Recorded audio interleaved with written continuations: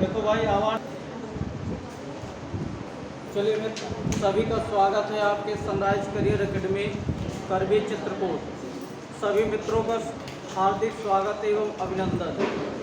ध्यान दीजिएगा मित्र, आपके यूपी ट्रिपल एस सी पेट जिसमें आपका ये डीआई पोर्शन है गणित में ना, डीआई का पोर्शन है। यहाँ से कुछ प्रश्न महत्वपूर्ण श्रृंखला आपसे मैं चर्चा करूँगा जो आने वाले परीक्षा में आपके पेट के एग्जाम में बहुत इम्पोर्टेंट साबित होंगे।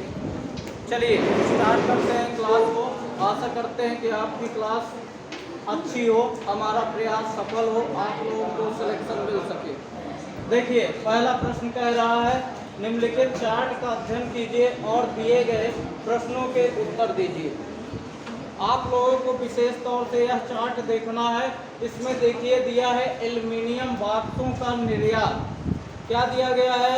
एल्युमिनियम बॉक्सों का निर्यात। और आपसे यहाँ दिया है मात्रा लाख बक्सों में। ये जो आपको प्रदर्शित कर रहा है, ठीक है, देखिए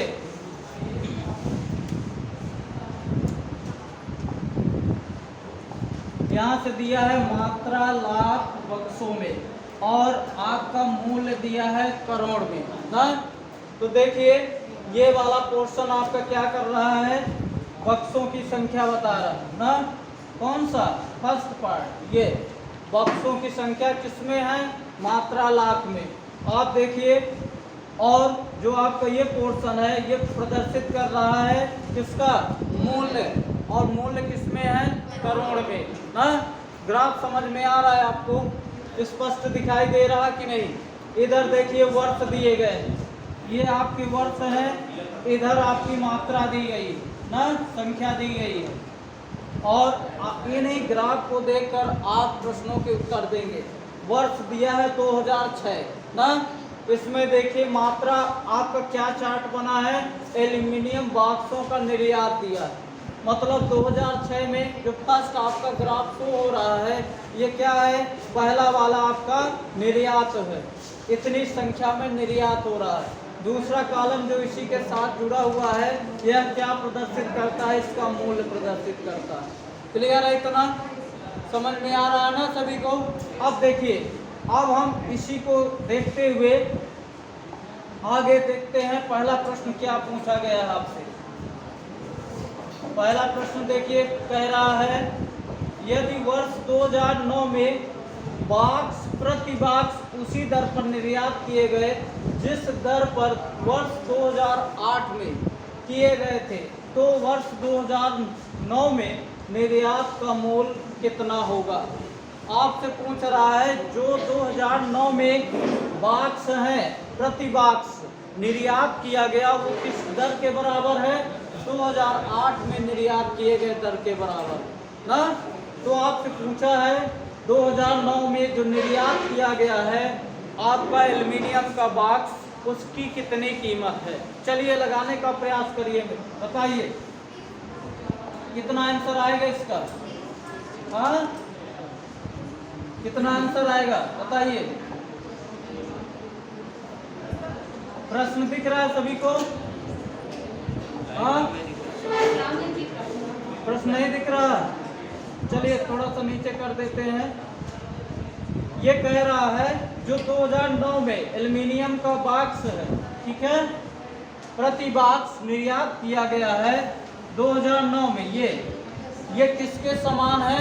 आपके 2000 बताइए 8 में निर्यात किए गए किस पर? उसी दर पर, प्रति बॉक्स निर्यात किए गए दर पर डिपेंड कर रहा ना।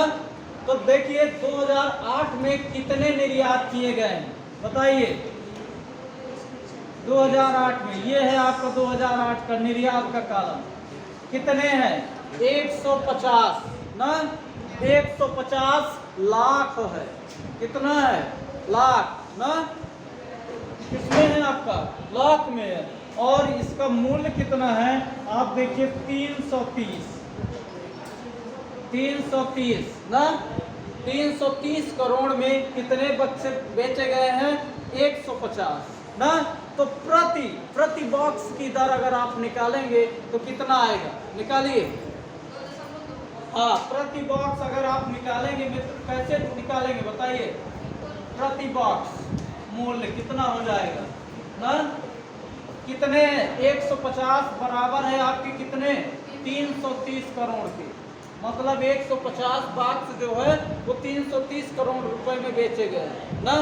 एक बॉक्स का यहाँ से आप प्रति बॉक्स निकालिए तो कुल कितना है 330 में डिवाइड कर देंगे 150 का, कितना आएगा बताइए। एक जीरो कट गया यहाँ से ना, 33/15 आ गया, भाग कीजिए कितना आएगा 2.2 ना, मतलब हमें पता चल गया प्रति बॉक्स कितना है 2.2 ना। अब देखिए आपसे पूछा किसका है, वर्ष 2009 में निर्यात बक्सों का मूल्य कितना होगा। 2009 में कितने निर्यात किए गए हैं बताइए, ये 2009 है और आपका कॉलम मिल रहा है 160 ना, कितना मिल रहा है 160। सभी लोग करिए 160 में किसका गुणा कर देना है 2.2 का, कितना आएगा बताइए, गुणा करिए सभी लोग। हाँ,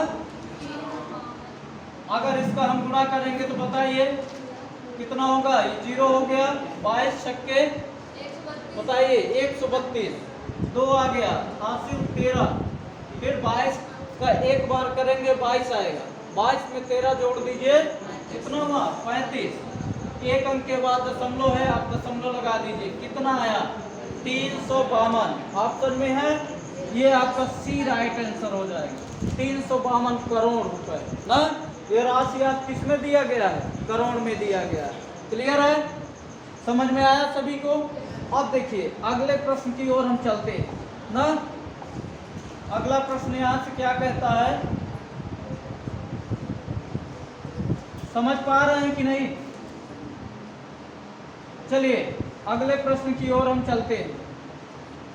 आगे दिया है 2007 और 8 में निर्यात किए गए बक्सों के बीच का कितना अंतर है ना।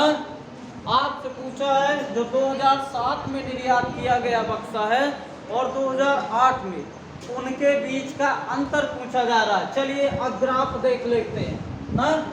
चलिए ग्राफ में आते हैं, बात किया गया है आपको 2007 और 8, 2007 और 8 में निर्यात किए गए बक्सों का अंतर बताइए कितना आएगा। देखिए 2007 में कितने निर्यात किए गए हैं, 2007 में 75 बक्से ना, कितने हैं 75, और आपके 2008 में 150, 2008 में 150, दोनों का डिफरेंस पूछा गया है ना, मतलब 2008 माइनस 2007, इन दोनों का डिफरेंस कितना है बताइए। 175 से आप 75 घटा दीजिए, 75 आया ना, आपके कितना आ रहा है 75। अब देखिए हम चलते हैं आगे, ऑप्शन है 75, देखते हैं क्या ऑप्शन दिया गया ना, है कोई ऑप्शन नहीं दिया है ना। आपने कितना आंसर निकाला 75 आया, लेकिन आपके प्रश्न में 50, 25, 100 और इनमें से कोई नहीं, तो यहाँ से 75 नहीं मिल रहा, क्या आंसर हो जाएगा, इनमें से कोई नहीं। तो ध्यान दीजिएगा, इनमें से कोई नहीं विकल्प भी सही हो सकता है। आप ये कभी दिमाग में मत रखिएगा कि ये इसी तरह दे दिया गया ना, कुछ सॉल्व करने पे आएगा, ऐसा नहीं है, ये विकल्प भी सही माना जाता है ना। आपके सामने है, देखिए आंसर नहीं मिल रहा था। अगला प्रश्न है, किस वर्ष में प्रति एल्युमिनियम बॉक्स का मूल्य न्यूनतम था ना, किस वर्ष में प्रति एल्युमिनियम बॉक्स का मूल्य न्यूनतम है, ये पूछा जा रहा है। चलिए हम देखते हैं ग्राफ की ओर। ये देखिए आपका ये ग्राफ है ना, कह रहा है किस वर्ष में आपका प्रति एल्युमिनियम बॉक्स का निर्यात ना क्या था, कम था, ये पूछा गया ना, बताइए किसमें आएगा। हाँ देखिए 2006 में हम निकालते हैं, ठीक है ना। तो 2006 में आपका कितना है निर्यात? 100 न, कितने बक्से हैं कुल निर्यात में बताइए? कुल बक्से कितने हैं? 100 निर्यात किए गए ना। और मूल्य कितना है इन बक्सों का बताइए? ये 150 करोड़ ना। आप निकालिए, प्रति बक्सा पूछा गया, प्रति बक्सा ना, किसमें कम है? 150 में क्या करेंगे? 100 का भाग लगाइए ना, क्या करेंगे बताइए? 150 में 100 का डिवाइड करेंगे, कितना आ गया? 1.5। 1.5 किसमें आ रहा है मूल्य? करोड़ में आ रहा ना। ये आपका ग्राफ में दिया है करोड़। अगर आप 2007 का निकालें तो देखिए 2007 में कितने हैं? 75 है, लेकिन कितना है आपका मूल्य? 150 करोड़ है ना। बक्से कितने हैं? केवल 75 का मूल्य 150 है ना। प्रति बक्से का मूल्य कितना हो जाएगा बताइए? 150 बटे 75 कितना आ गया? 2 करोड़। 2007 का 2 करोड़ आ रहा है, 2006 में 1.5 करोड़ आ रहा है। आगे अगर हम चेक करते हैं 2008 में, 8 में देखिए ये आपका मूल्य टोटल 330 करोड़ है और बक्से कितने हैं? 150 ना। 2008 में कितने हैं? 330 बटे कितना है आपका? 150 कितना आया बताइए भैया? 2.2 करोड़ ना। आपसे पूछा है प्रति रेट, प्रति बक्से का मूल्य किसमें कम है बताइए? जैसे जैसे देखिए आपका ग्राफ बढ़ता चला जा रहा है, इसका मतलब है मूल्य में वृद्धि होती चली जा रही ना। तो इसी तरह अब आप आगे निकाल के चेक कर सकते हैं। जो आपको सबसे कम आ रहा है वो 2006 में आ रहा है ना। कहाँ पे आ रहा है? 2006 में। चलिए देखते हैं 2006 है, हाँ दिया गया है ना। आपका ऑप्शन डी सही हो जाएगा। कौन सा ऑप्शन सही है? ऑप्शन डी, ठीक। चलिए अगले प्रश्न की ओर चलते हैं। कह रहा है 2008 और 9 में निर्यात किए गए बक्सों के बीच कितना अंतर है ना। लाख में पूछा है। 2008 और 2009 में निर्यात किए गए बक्सों के बीच कितना अंतर है बताइए? चलिए ग्राफ देखिए, 8 और 9 का कह रहा हूं, ये है 8 और 9। 2008 में निर्यात कितना है? 150 ना, 150 है, लेकिन ये किसमें है? लाख में है आपका। 9 में कितने हैं? 160। 160 9 में है, दोनों का डिफरेंस कितना हुआ? 10। ये वैल्यू में 10 आया है, लेकिन एक की वैल्यू कितना दिया है? 1 लाख। तो आपका ऑप्शन कितना हो जाएगा बताइए? 10 लाख ना।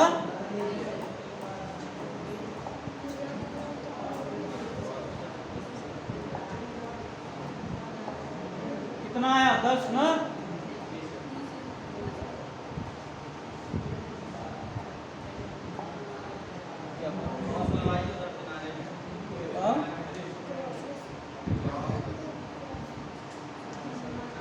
बढ़ क्यों नहीं रहा?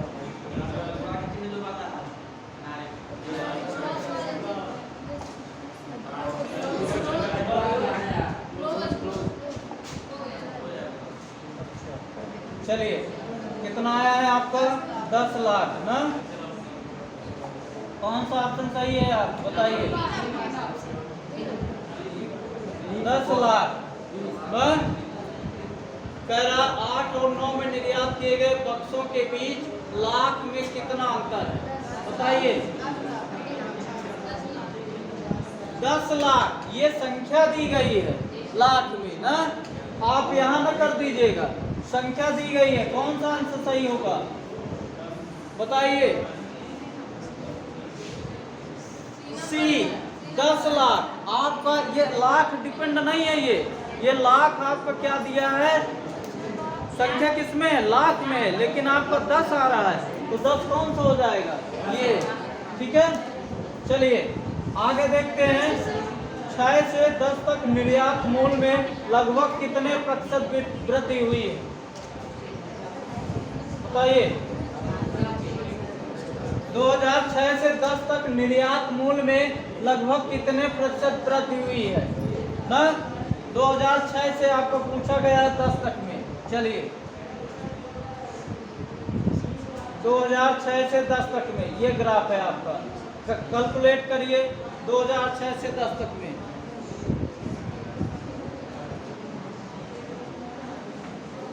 कितने प्रतिशत की वृद्धि हुई बताइए, बताइए भैया। मूल्य में पूछा है ना, मूल्य में कितनी प्रतिशत वृद्धि हुई 2006 से लेके 2010 तक में, यानी यहाँ से आपको देखना है यहाँ तक ना कितनी प्रतिशत वृद्धि हुई। आ रहा है, देखिए यहाँ कितना है आपका मूल्य, केवल 150 है, 150 करोड़ ना। 10 में कितना पहुँच गया 500 करोड़, ये 10 का ग्राफ है। और इसी में पूछ रहा है कि कितना वृद्धि हुई, मतलब 2006 से लेके जब आप 10 तक पहुंच गए हैं तो कितनी वृद्धि हुई, ये पूछा गया। कितने प्रतिशत वृद्धि हुई बताइए। कैसे पता चलेगा, पहले आपका कितना था 150 ना, 150 से कितना हो गया 500 हो गया, कितना बढ़ा बताइए। 350 करोड़ की वृद्धि हुई है। किस पर हुई है, कितने से 150 से। तो यहाँ क्या करेंगे 350 बटे 150 ना, प्रतिशत निकालने के लिए वृद्धि प्रतिशत, वृद्धि गुणे 100 बटे प्रारंभिक मान। यहाँ 100 कर दीजिए, आप काट दीजिए, 1 0 कट गया ना। अगर आप डिवाइड करेंगे या चलिए गुणा कर देते हैं, 3500 बटे 15 भाग करिए कितनी बार जाएगा, 2 बार चला गया, 15 दूनी 30 ना। यहाँ से 5 बच गया 50 हो गया, 15 3 45, फिर 50, फिर 45 हो गया ना, 5 आया है, दशमलव लगा दीजिए, फिर 3 235.33 ना प्रतिशत। इतने प्रतिशत करोड़ रुपए की वृद्धि हुई। क्लियर है। चलिए देखते हैं, आपको ऑप्शन है, ये सी नंबर है ना, सी नंबर देखिए दिया है आपका, कितना है 233.33%। समझ में आ रहा है कैसे करेंगे। 2006 से 10 तक पूछा गया, 2006 में 150 करोड़ था, 10 में 500 करोड़ हो गया, कितने की वृद्धि हुई 350 करोड़ की। कितने पे हुई है 150 करोड़ पे ना, गुणे 100 कर दीजिए आप। अब देखिए अगला ग्राफ फिर आया है, कह रहा है 86 से 90। आज का जो प्रश्न संख्या है, निम्नलिखित आरेख का सावधानी पूर्वक अध्ययन कीजिए, नीचे दिए गए प्रश्नों के उत्तर देना ना। देखिए ये ग्राफ दिया गया है, इसको देख के आपको आंसर करना है। ये कोई गौरांग है और वरुण है, इनमें क्या दिया है, गौरांग एवं वरुण द्वारा 6 भिन्न स्कीमों में निवेश दिया गया। मतलब अलग अलग जो स्कीम है उस पर उन्होंने पैसा लगाया, निवेश किया ना, अलग अलग निवेशों पे, स्कीमों पे। तो ये आप देखिए ग्राफ, ये जो पहला है ये क्या प्रदर्शित करता है, गौरांग का निवेश ना। ये किसका प्रदर्शित कर रहा है, वरुण का निवेश ना। ध्यान दीजिएगा दोनों का वक्र बना हुआ है ना, ग्राफ बना है। अब इसमें आपको डिस्टर्ब नहीं होना है। ये आपका देखिए ऊपर वाला किसका है, गौरांग का, गौरांग का है ना। नीचे वाला जो आपका वक्र बना है ये किसका है बताइए, वरुण का है। इतना समझ पा रहे हैं ना। अब इन्हीं दोनों को ध्यान में रखकर जो प्रश्न पूछे गए हैं उन्हीं का आंसर देना है।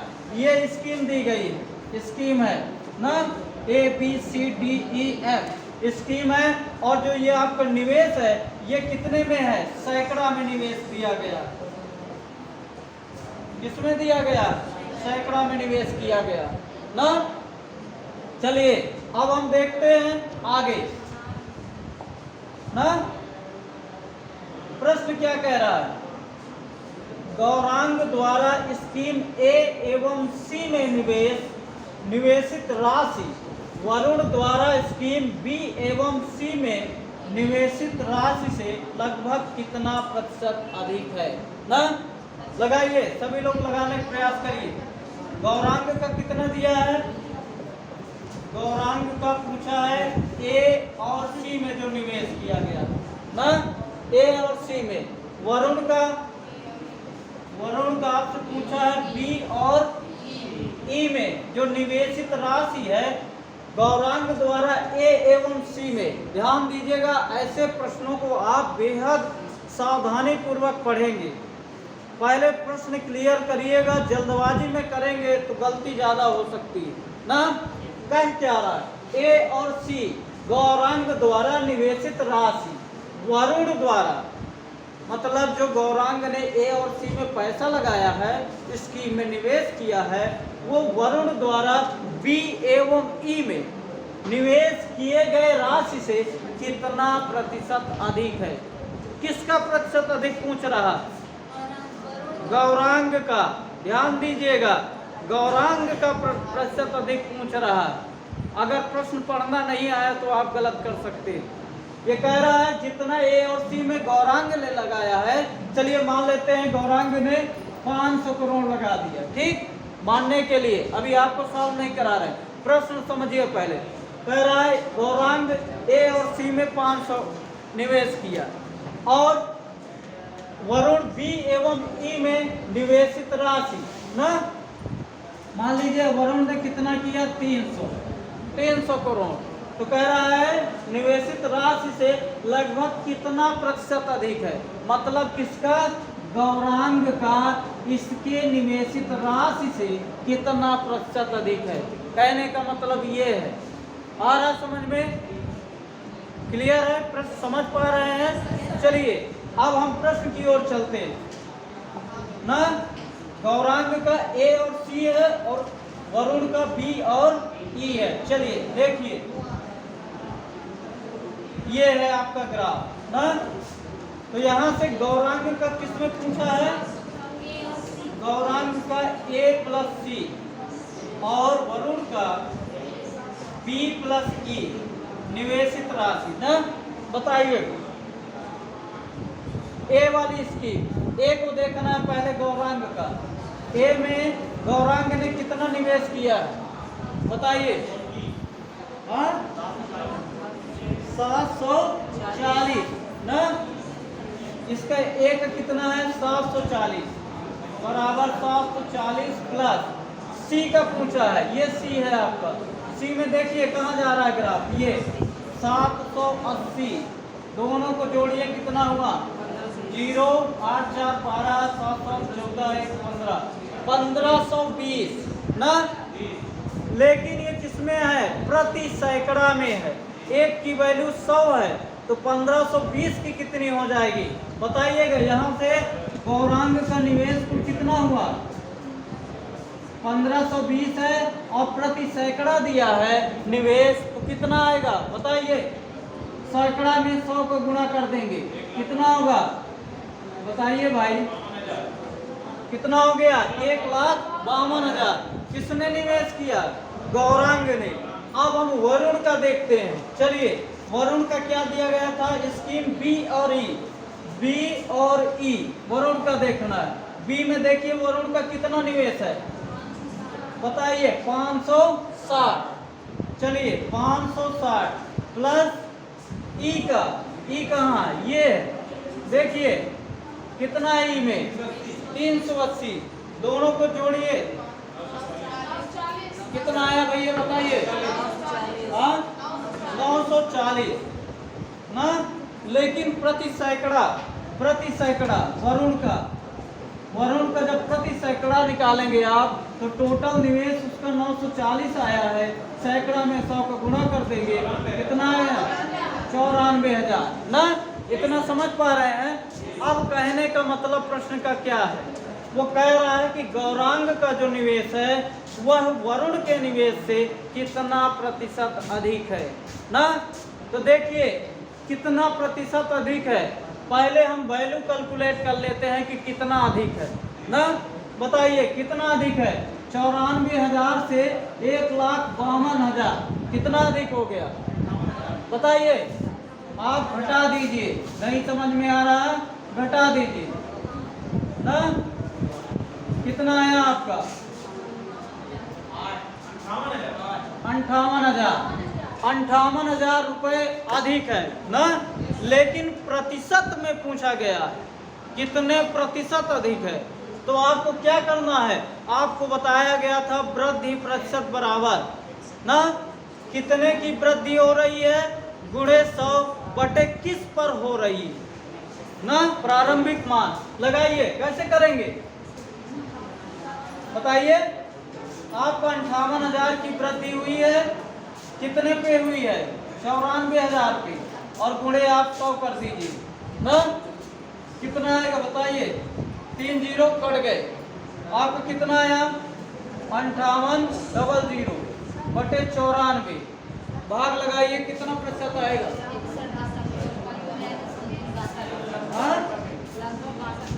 क्या लगभग ये आपका आ रहा है कितना 62% ना।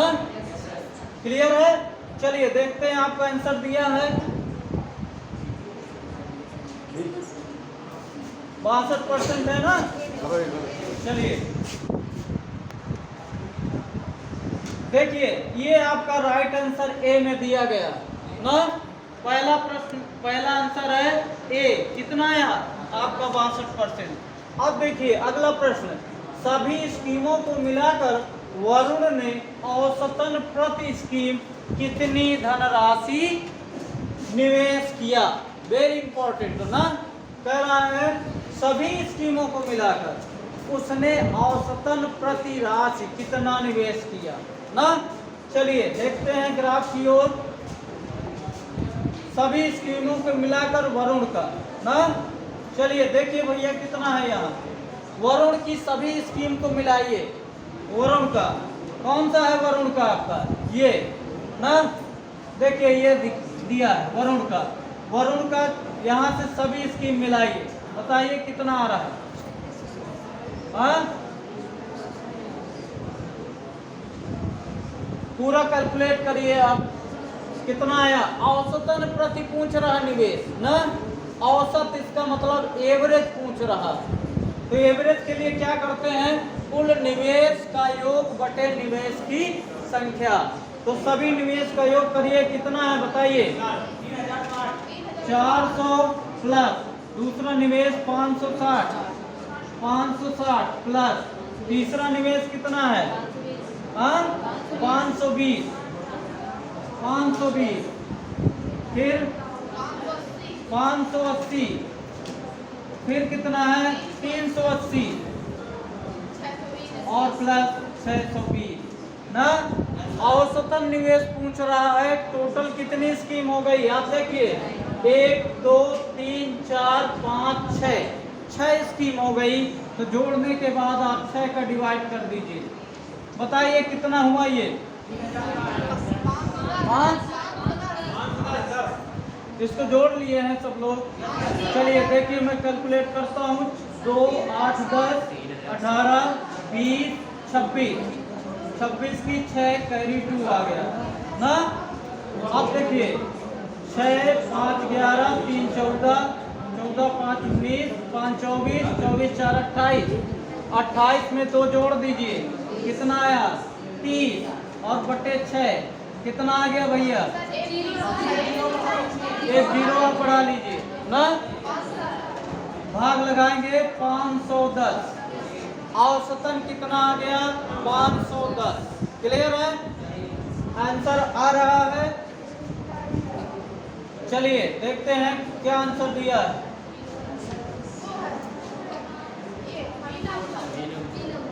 ये है, अब देखिए 510 आपका आया था, लेकिन किसमें पूछा है सैकड़ा में।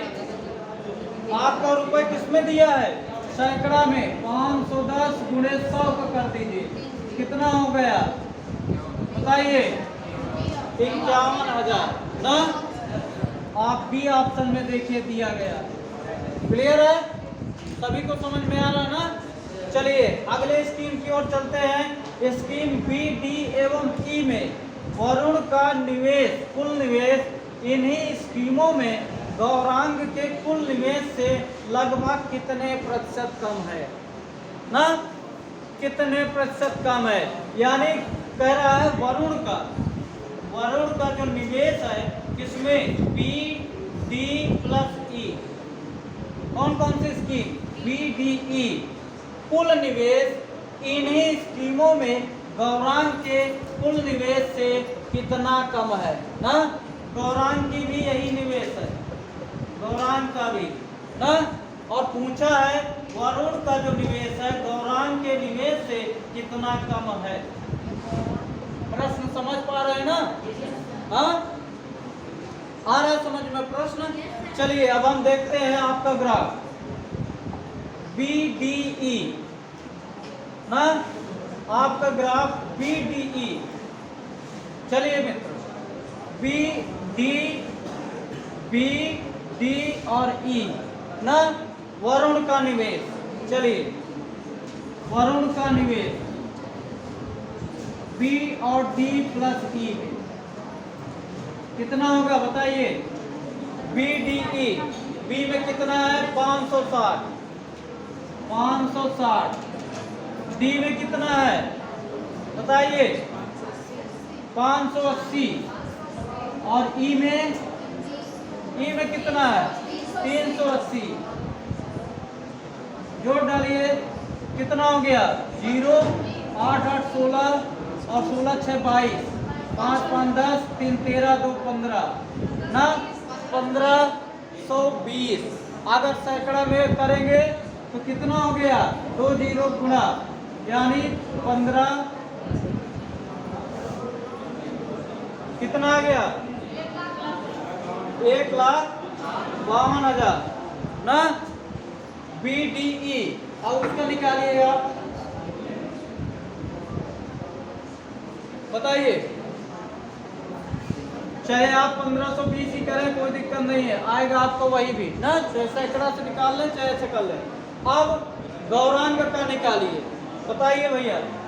BDE गौरांग का कितना है? 440 प्लस डी का कितना है? 720 ना।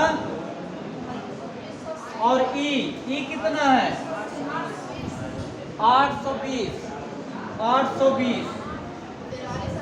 चलिए इसको कैलकुलेट करिए, कितना आया? 0, 2, 2, 4, 4, 4, 8 और 7, 4, 11, 11, 8, 19, 1980 ना। 1980 किसका आया है? गौरांग का आया ना, गौरांग का आया 1980। अब क्या कहा है प्रश्न में? वरुण का गौरांग से कितना कम है? वरुण का गौरांग से कितना कम है बताइए? कितना कम है भैया? देखिए 1980 से 1520 आप घटा दीजिए, 0, 6, 4, 460 का अंतर आ रहा है ना। तो पूछा है कि कितना कम है, किससे? गौरांग से ना। किसका? वरुण का।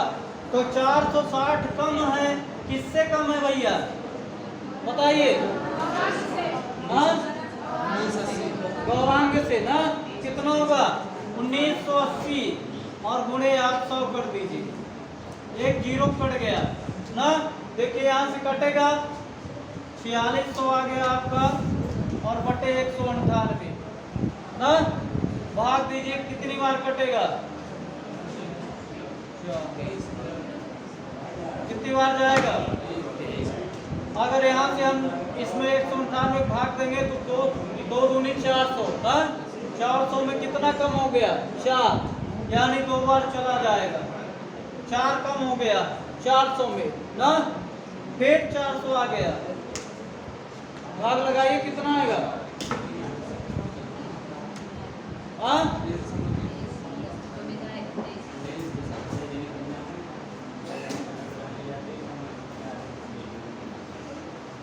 सैकड़ा में बना लीजिए, चाहे कोई दिक्कत नहीं।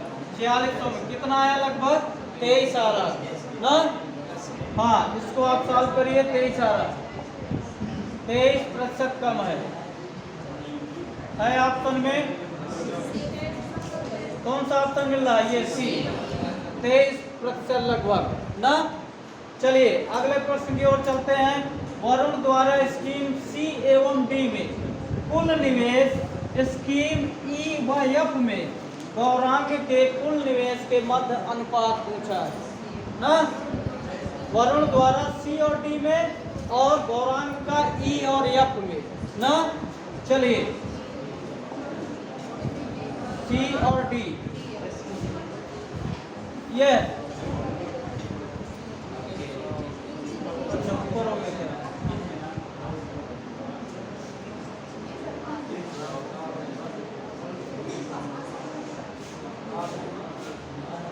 यही है ना। हाँ चलिए ये आपका आ गया। ये कहता है वरुण द्वारा सी और डी में कुल निवेश, वरुण का सी और डी में ना, वरुण का सी और डी में कुल निवेश गौरांग के ई और एफ में निवेश का कितना वो रेशियो है, अनुपात है ना। तो वरुण का सी और डी देखिए, वरुण का कितना है सी और डी में? सी का 520, डी का 580 ना। कितना हो गया? 1100 आ रहा है कि नहीं? वरुण का चलिए यहाँ लिखते हैं, वरुण का सी प्लस डी बराबर कितना हो गया भैया? देखिए 520 प्लस 580 टोटल कितना निवेश हो गया? 1100 ना।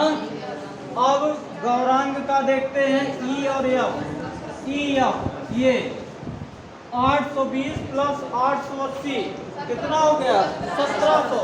तो दोनों का रेशियो पूछा है 1100 बटे 1700, काट दीजिए 11:17 आपका आंसर हो जाएगा। ठीक है कितना आ रहा है? 11:17। चलिए देखिए आंसर में दिया गया है 11:17 ना। 11:17 आपका आंसर हो गया। अगला देखते हैं, गौरांग ने स्कीम बी की अपेक्षा स्कीम एफ में कितने प्रतिशत अधिक निवेश किया ना। कह रहा है गौरांग ने बी में जो निवेश किया और एफ में जो निवेश किया, तो कह रहा बी में एफ की अपेक्षा कितने प्रतिशत अधिक निवेश किया। प्रश्न समझ में आ रहा है ना। चलिए देखते हैं बी की अपेक्षा एफ में कितने प्रतिशत अधिक निवेश किया, ये कह रहा है। चलिए देखते हैं बी और एफ का। गौरांग है ना, हाँ गौरांग का ये आपका ग्राफ आ गया। गौरांग का बी वाला पार्ट, बी और एफ। बी में देखिए गौरांग ने कितना निवेश किया है? 440 बी में है। एफ में कितना है? 880। एफ में 880 है ना।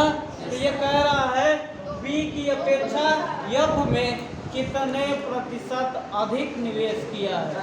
घटा दीजिए भैया 44 दूनी 88 ना। कितना निवेश किया अधिक बताइए आप? घटा दीजिए 880 माइनस 440 044 440 अधिक निवेश किया है। किसकी अपेक्षा? बी की अपेक्षा। तो 440 बटे बी, बी कितना है? 440 और गुणे 100 कर दीजिए, कितना आया आपका? 100% अधिक निवेश किया। हाँ चलिए देखते हैं ऑप्शन में क्या दिया है।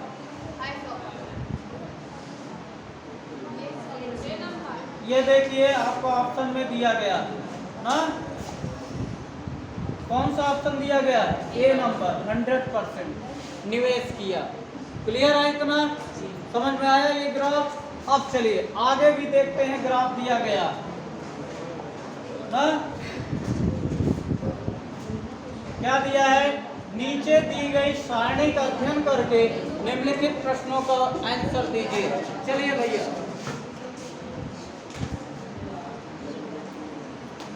कह रहा है, ये ग्राफ देख पा रहे हैं ना, 6 अलग अलग संगठनों के, 6 अलग अलग संगठनों PQRSTU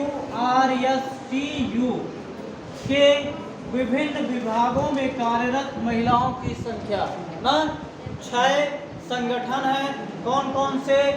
PQRSTU,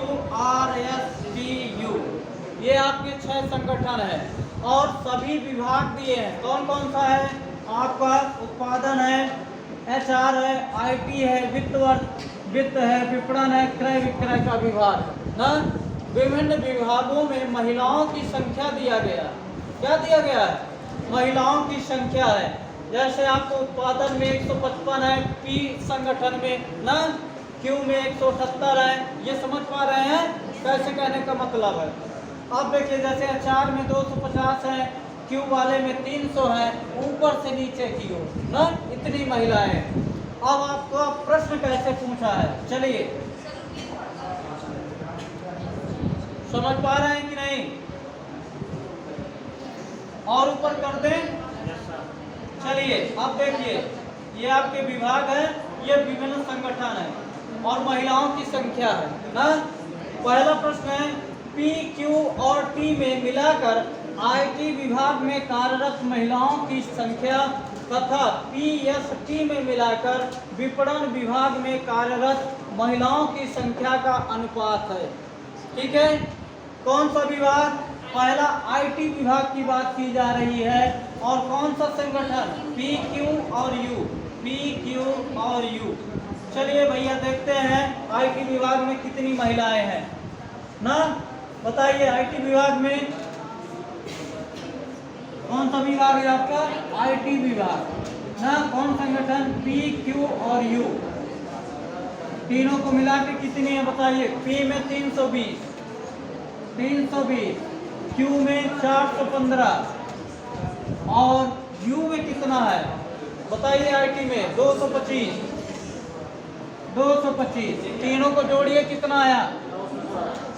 0, 3 2 5 1 6 4 3 7 2 9, 960 टोटल 960 महिलाएं हैं।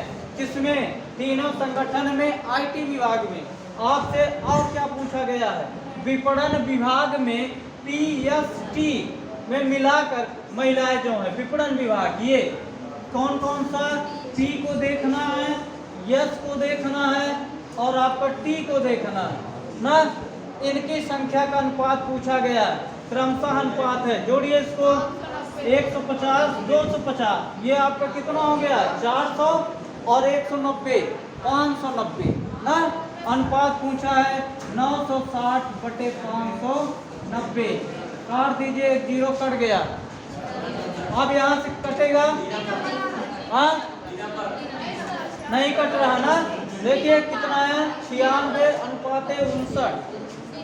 ये आपका टी में आंसर दिया, 96:59। समझ में आया? चलिए आगे देखते हैं। दूसरा कह रहा है, संगठन Q के उत्पादन विभाग में, संगठन Q के उत्पादन विभाग में कार्यरत महिलाओं को यदि क्रय विक्रय विभाग में कार्य करना पड़े ना, तो क्रय विक्रय विभाग में कार्यरत महिलाओं का संगठन Q में कार्यरत महिला कर्मचारी से लगभग प्रतिशत होगा। ठीक है, प्रश्न पहले पढ़िए। कह रहा है, यदि Q उत्पादन विभाग के Q संगठन की महिलाओं, उत्पादन विभाग के Q संगठन की महिलाओं को किसमें? क्रय विक्रय विभाग में कार्य करना पड़े। किस विभाग में? क्रय विक्रय विभाग में कार्य करना पड़े, तो क्रय विक्रय विभाग में कार्यरत महिलाओं का संगठन Q में, इसी संगठन Q में कार्यरत महिला कर्मचारी से लगभग कितने प्रतिशत होगा? समझ पा रहे हैं? कहने का मतलब है कि जो उत्पादन विभाग है आपको उसमें जो क्यों संगठन में महिलाएं हैं उनको यदि कह दिया कि आप किसमें क्रय विक्रय विभाग में क्यों संगठन वाली महिलाओं में ही कार्य करना ना, तो पूछा है कि क्रय विक्रय विभाग में क्यों संगठन में जो कार्यरत महिलाएं हैं, कर्मचारियां हैं, कर्मचारियों से लगभग कितने प्रतिशत होगा ना। चलिए देखते हैं, ये है आपका चार्ट। आप बताइए आप कितना आंसर आएगा, बताने का प्रयास करिए।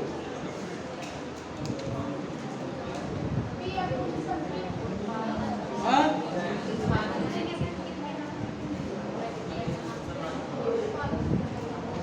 कितना आएगा भैया बताइए। प्रश्न समझ लीजिए पहले तब सॉल्व करिए।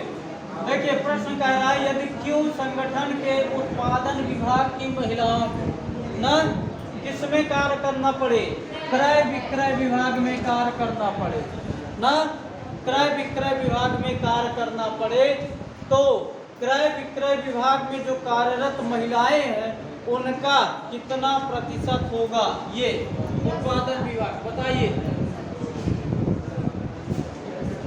हाँ बताइए भैया।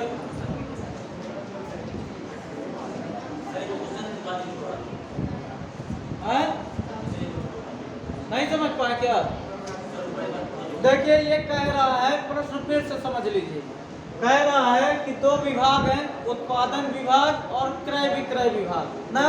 उत्पादन विभाग में जो कार्यरत महिलाएं हैं ये कौन सी हैं, क्यों संगठन में 178। इन महिलाओं को अगर क्यों संगठन में ही क्रय विभाग में, क्रय विक्रय विभाग में कार्य करना पड़े, तो जो इनकी संख्या है, किसकी, क्रय विक्रय विभाग की महिलाओं की जो संख्या है, ये टोटल उसी विभाग में, मतलब इसी वाले में ना, संपूर्ण का कितना प्रतिशत है ये पूछा गया। बताइए कितना प्रतिशत होगा। हाँ बताइए भैया कितना प्रतिशत आएगा। हाँ चलिए देखिए, अगर इन महिलाओं को हम इसमें शामिल कर दिए तो कितनी हो गई, 178 प्लस 90, ये हो गई ना। टोटल कितना हो गया, 098, वो 178 है ना, 8 हो गया, 9 7 16 और 1 1 268 टोटल महिलाएं हैं। अब ये कह रहे हैं कि ये महिलाएं जो आ गई, इस विभाग के सभी महिलाओं की संख्या का कितने प्रतिशत है ना, सभी संख्याओं का इनको कैलकुलेट करिए कितनी महिलाएं हैं टोटल। विभाग में कार्यरत सभी महिलाओं का प्रतिशत पूछा गया ना। बताइए 268 बटे, आप यहाँ सबको जोड़िए, बताइए कितना होगा ये, 7 8 15 15 5 20 20 8 28, लेकिन यहाँ कितना है, अब ये 268 आ गया। पूरा जोड़िए, सभी को जोड़िए, कितना लगभग ये आपका सभी को जोड़ने पर आपका आ रहा है 1428 और गुणे 100 कर दीजिए, डिवाइड करिए, इसको सॉल्व करिए, कितना आएगा, सॉल्व करिए इसको।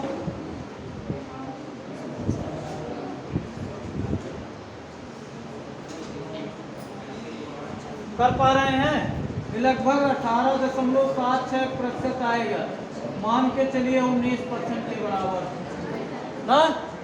चलिए आंसर देखते हैं दिया कि नहीं है।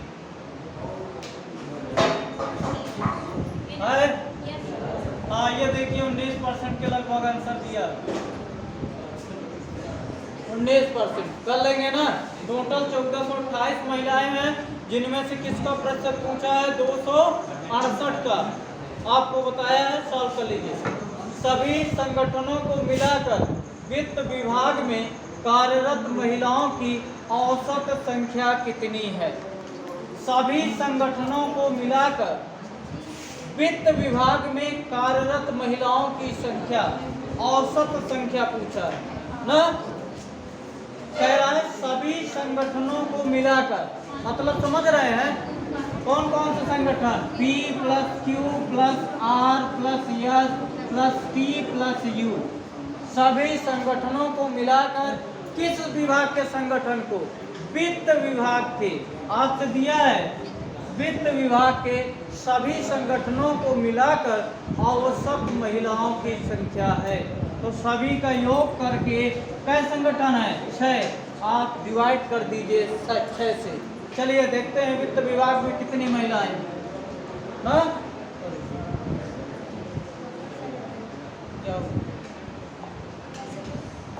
चलिए ना, वित्त विभाग देख रहे हैं भाई, वित्त विभाग का पूछा गया है, कहाँ है वित्त विभाग,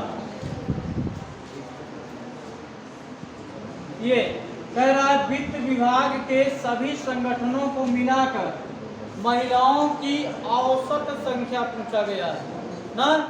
कई संगठन है आपके, 1 2 3 4 5 6, सभी का योग करके 6 से भाग लगा दीजिए, करिए कितना आएगा बताइए। 8 5 13, 13 5 18, 1 5 6, 6 2 8 और 1 9, 7 2 9 2 11, 3 14 और 2 16, 1698 डिवाइड कर दीजिए 6 का, कितना आएगा, 283। देखिए 6 दूनी 12, 4 आ गया 49, 6 8 48 और 6 3 18, 243। औसत महिलाओं की संख्या आ गई 243 ना, वो 83,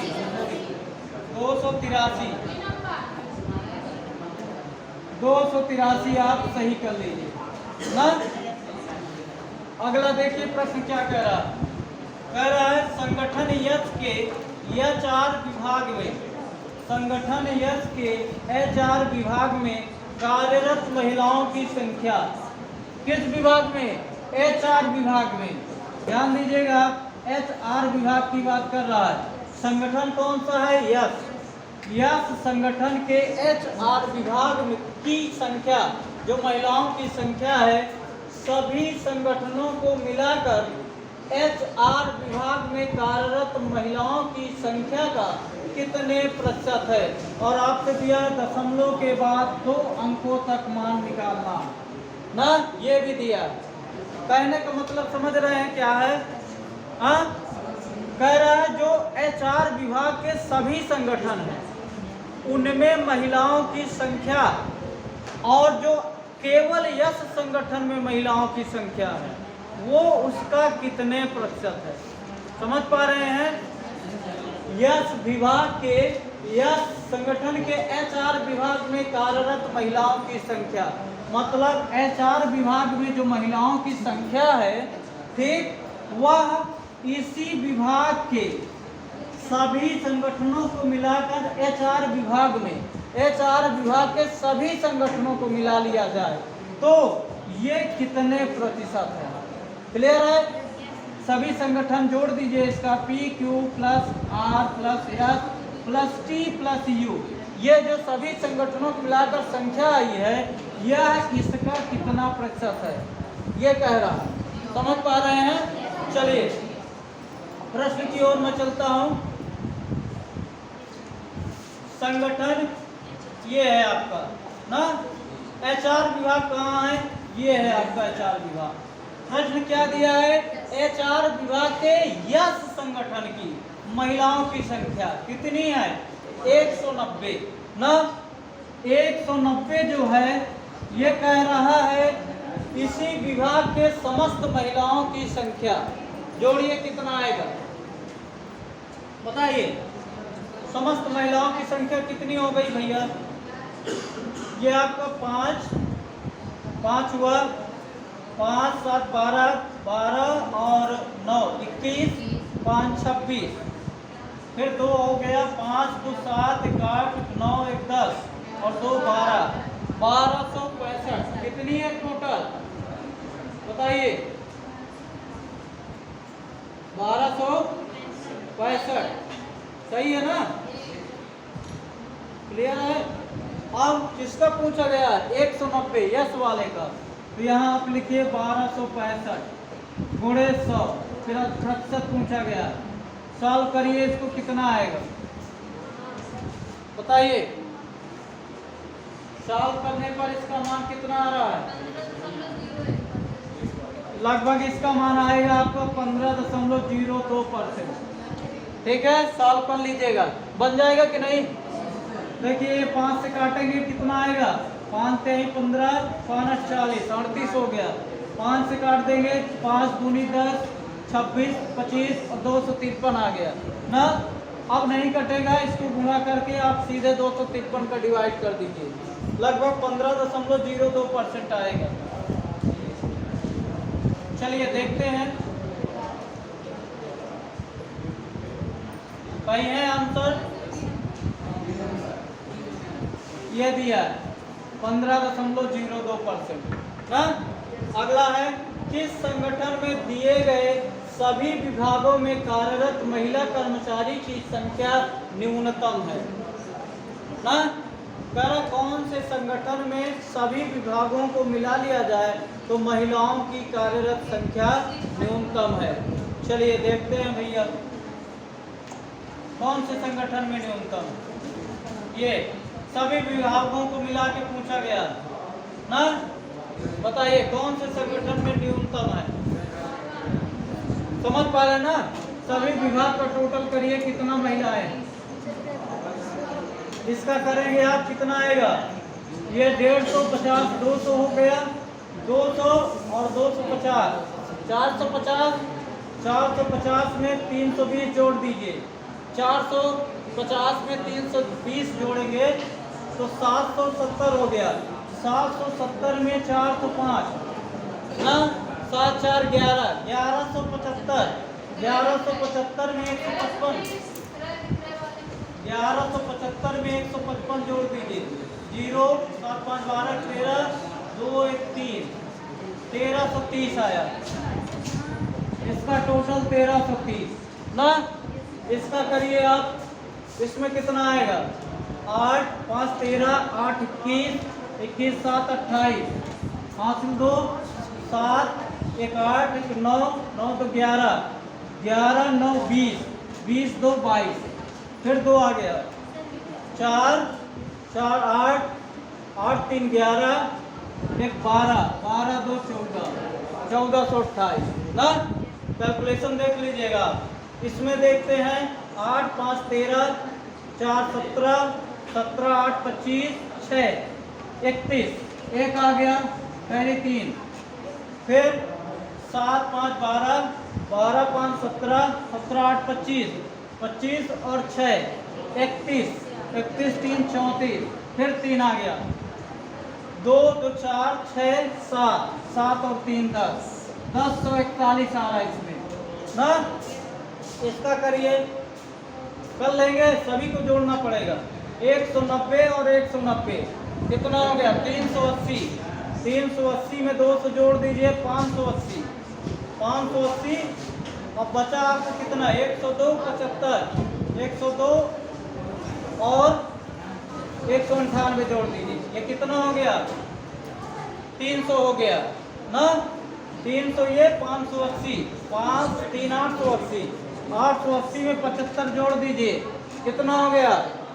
8 7 15 955 955। ठीक है, आगे चलते हैं। यहाँ से आपका ये कितना हो गया? 210 210 में 256 जोड़ दीजिए। चलिए इसको जोड़ देते हैं। 85 और 305 ये 390 हो गया।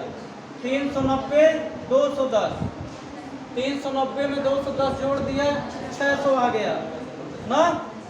600 और 600 में 2.5 2.5 5 1100 हो गया। 1100 और 6 अधिक है तो 1106। क्लियर? अगला देखिए, ये आपको 220 150 कितना हो गया? 370 370 में 60 जोड़ दीजिए 430, 430 में 225 जोड़ देंगे 430 225 655, 655 में 35 जोड़ दीजिए 690 ना 690।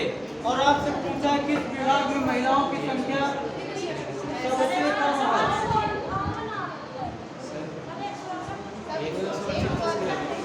हाँ? अच्छा 168 अभी नहीं जोड़े, चलिए ठीक है 168 और कर दीजिए। तो ये 790 में 68 जोड़ देंगे 9 से 15 858, यही आ रहा है 858 ना। तो किसमें कम है? यू में। आपका राइट आंसर यू हो जाएगा।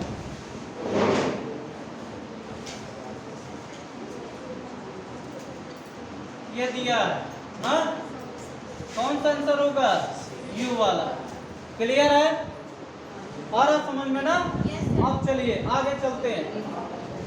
कह रहा है निम्नलिखित पाई चार्ट को ध्यान से पढ़िए और दिए गए प्रश्नों के उत्तर दीजिए ना। स्कूल में निधियों के स्रोत दिया है, क्या दिया है? स्कूल में निधियों के स्रोत दिया गया है आपका। ये देखिए स्रोत दिया है और स्कूल द्वारा निधियों का प्रयोग ना, प्रयोग दिया गया है। पाई चार्ट बना है। गैर सरकारी संगठन 15%, दान में 35%, सरकारी एजेंसियां 45% ना निधियों के स्रोत में है। आंतरिक स्रोत 5% है। और आपको आगे दिया है निधियों द्वारा विधियों का प्रयोग किया जा रहा है। स्कूल का रख रखाव, आरक्षित भुगतान, छात्रवृत्ति ना। चलिए समझ पा रहे हैं?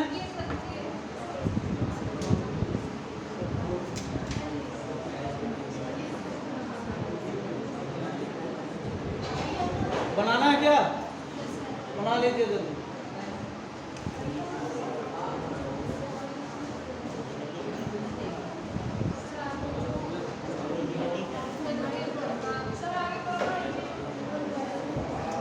चलिए देखिए कह रहा है स्कूल को विभिन्न स्रोतों से मिलने वाली संपूर्ण निधि 5 लाख है। पूरा कितना पैसा मिल रहा है? 5 लाख। तो कह रहा है स्कूल को गैर सरकारी संगठन और आंतरिक स्रोत से मिली निधि के बीच कितना अंतर है। ठीक है, चलिए भैया कह रहा है गैर सरकारी संगठन और आंतरिक स्रोत से मिली निधि के बीच अंतर। चलिए ध्यान दीजिएगा, टोटल जो निधि मिल रही है वो 500 है ना। 500 लाख में थी। अब कह रहे गैर सरकारी संगठन और आंतरिक स्रोत का अंतर पूछा जा रहा है ना। गैर सरकारी संगठन और आंतरिक स्रोत कितना है बताइए।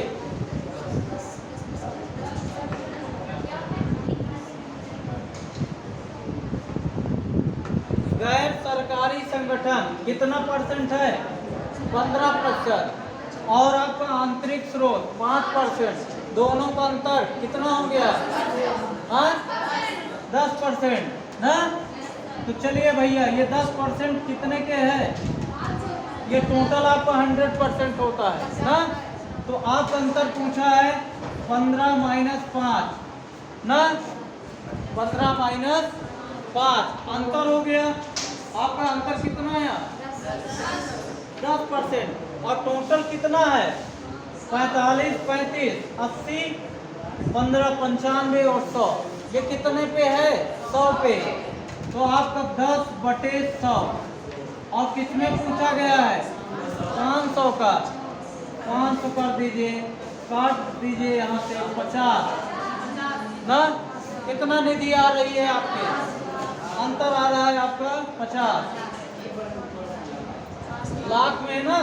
तो 50 लाख ये आपका आंसर सही हो जाएगा। 50 लाख।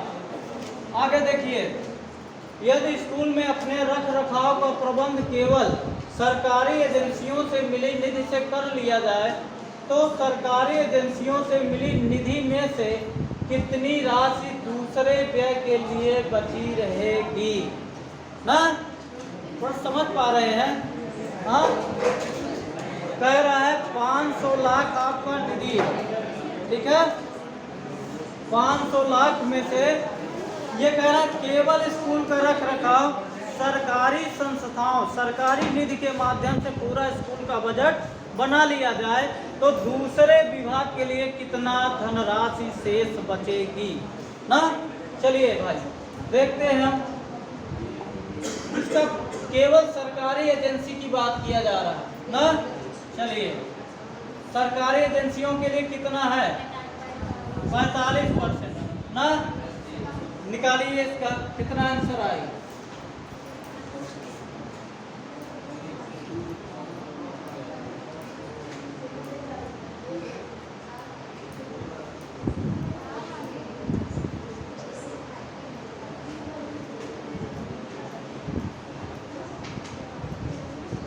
शेष विभाग है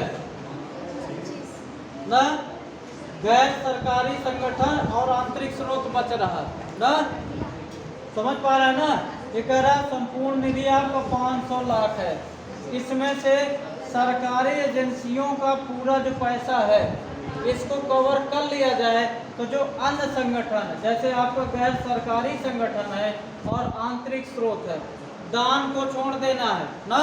क्योंकि ये क्या कह रहा है जो अन्य संगठन से हमारा विद्यालय का प्रबंध हो रहा है, ठीक, उसका कितना पैसा बचेगा बताइए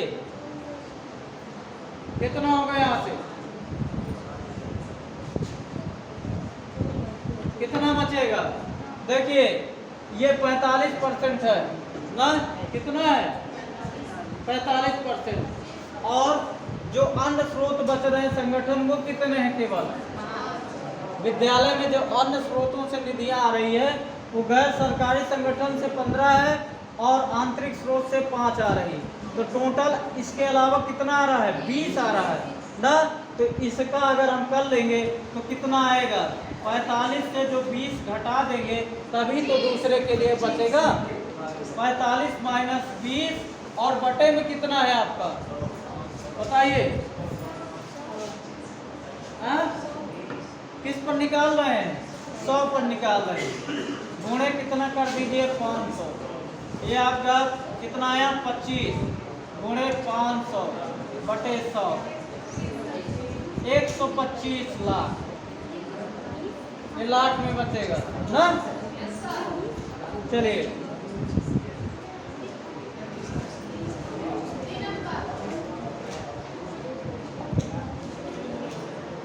एक 125 लाख आपका ये आंसर दिया गया ना।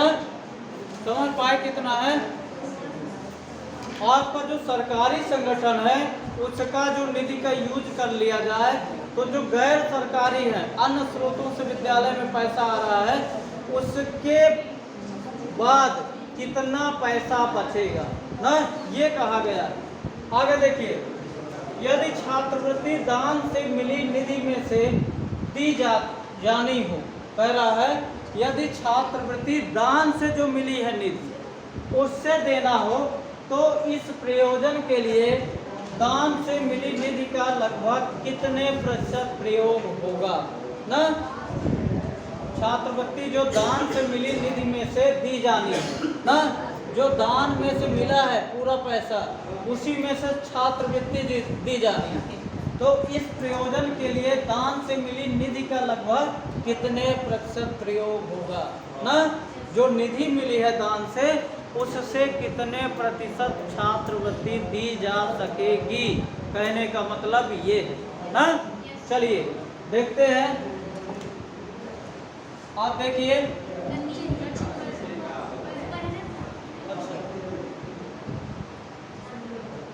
छात्रवृत्ति है ना 15% लोग हैं छात्रवृत्ति में और दान कितना है बताइए 35% दान से निधि मिल रही है। लगाइए कितना आएगा।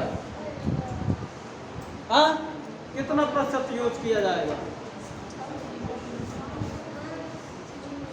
देखिए आप दान में देख रहे हैं 35% और छात्रवृत्ति में देख रहे हैं 15% ना। तो कह रहा है इस प्रयोजन से कितनी परसेंट हमें राशि दी जाएगी ना। तो छात्रवृत्ति कितना है 15% और दान कितना मिला है 35%। तो आप करिए 15/35 गुणे कितना 100 कितना आएगा बताइए। 15/35 गुणे 100 बताइए भैया। 5 सते 35 ना 100/7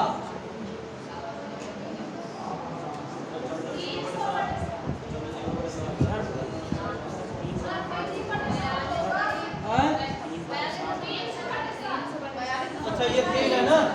चलिए ध्यान दीजिएगा ये 300 है ठीक है भैया। भाग कर दीजिए 7 चौके 28 2 आ गया 20 7 दूनी 14 6 आ गया 7 8 56 4 आ गया 7 5 35 42.85 लगभग ये है आपके 43% के ना। कितने हैं 43% के।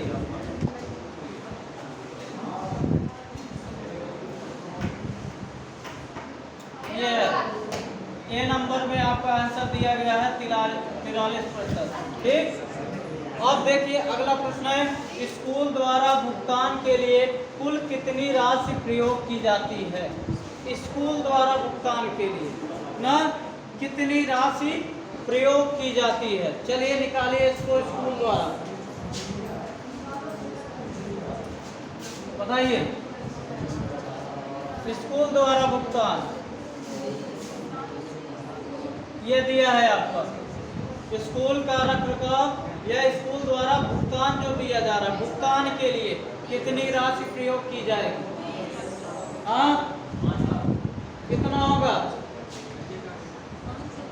भुगतान में कितनी राशि दी जा रही है आप ध्यान दीजिए। 30% भुगतान पे यूज हो रहा है ना। टोटल राशि कितनी है आपकी 500 ना। क्या करना है आपको 500 का 30% निकालना ना। यानी हम कह सकते हैं 100% बराबर है 500 के ना। तो 30% क्या हो जाएगा बताइए 30 गुणे 100/5 ना। अरे उल्टा कर दिया क्या रुकिए प्रतिशत में दिया है ना। ध्यान दीजिए उल्टा कर दिया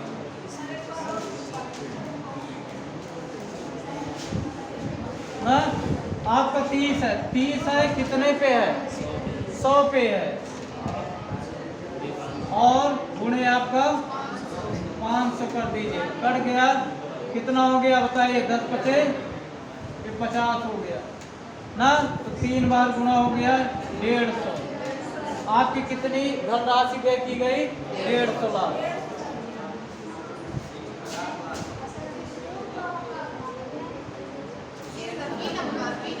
अच्छा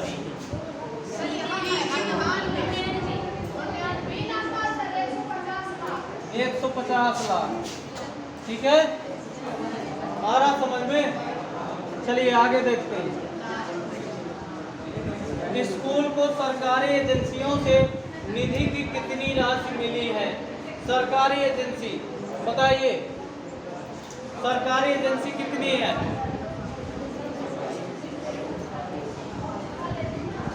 सरकारी एजेंसी 45% है।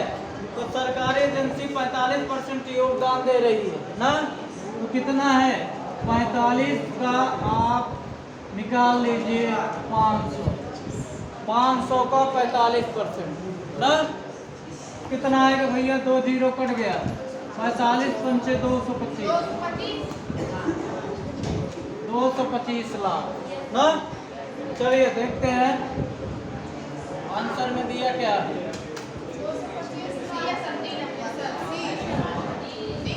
225 लाख ना। आपका ग्राफ 225 लाख होगा ठीक है समझ में आया। तो चलिए मित्र आज के लिए इतना ही। जो यहाँ से डिस्कशन किया गया है आपके लिए बहुत इम्पोर्टेंट उपयोगी है। बहुत बहुत धन्यवाद।